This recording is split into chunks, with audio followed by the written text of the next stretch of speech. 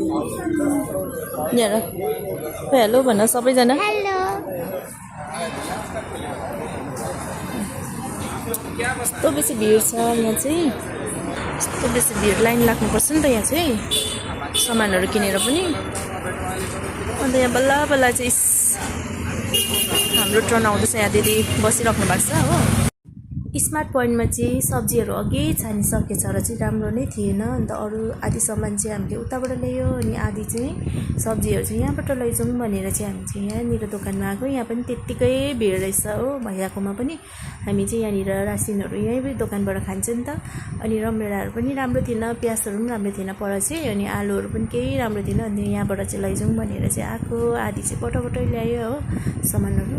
अनि यहाँ चाहिँ म चाहिँ रमभेडाहरू छानिसकेर आलु छान्दैछु अनि दिदीले चाहिँ यहाँनिर प्याज छान्नु हुँदैछ। अनि बेलुका भएपछि चाहिँ यहाँ चाहिँ सब्जीहरू मजाले आउँछ नि त, हरियो हरियोहरू। अनि तर के गर्नु, हरियो देखेर पनि नानीहरूले खाने होइन हो। तर यहाँ आँप चाहिँ यस्तो मजाले आएको छ। अनि यहाँनिर बटर मसरुम पनि एउटा लैजाउँ हो भनेर चाहिँ अनि यहाँनिर दामी आएको रहेछ। अनि यहाँ हेर्नुहोस् न, अब यस्तो भिड छ हो, यहाँ पस्नुपर्छ।